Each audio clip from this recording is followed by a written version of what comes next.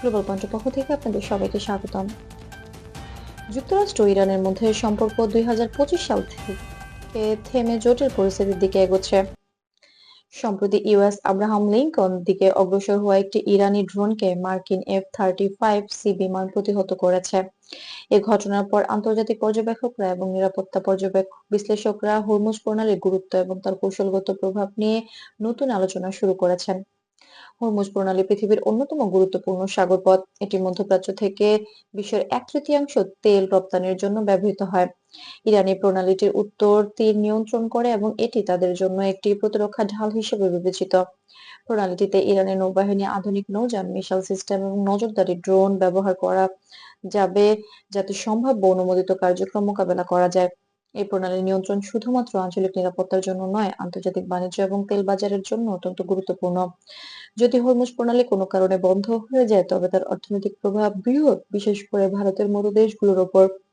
বিশ্লেষকরা মনে করছেন, ভারতের জন্য এটি অর্থনৈতিক ক্ষতির একটি গুরুত্বপূর্ণ ঝুঁকি তৈরি করতে পারে।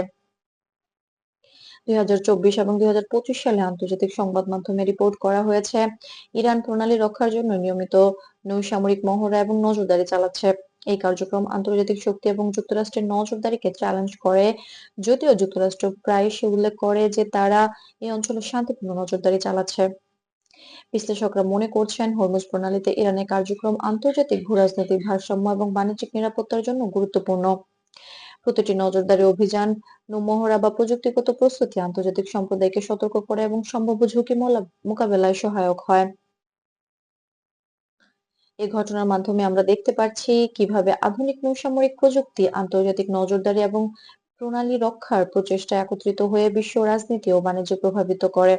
সামরিক সক্ষমতা, প্রযুক্তিগত অগ্রগতি এবং আন্তর্জাতিক নিয়মকানুন, এগুলোই তৈরি করছে এক নতুন নিরাপদ পরিসর। গ্লোবাল পয়েন্টের দর্শকরা এই ধরনের গুরুত্বপূর্ণ আন্তর্জাতিক ঘটনাগুলো সম্পর্কে সবসময় আপডেটেড থাকতে চাইলে আমাদের চ্যানেলটি সাবস্ক্রাইব করে সঙ্গেই থাকুন।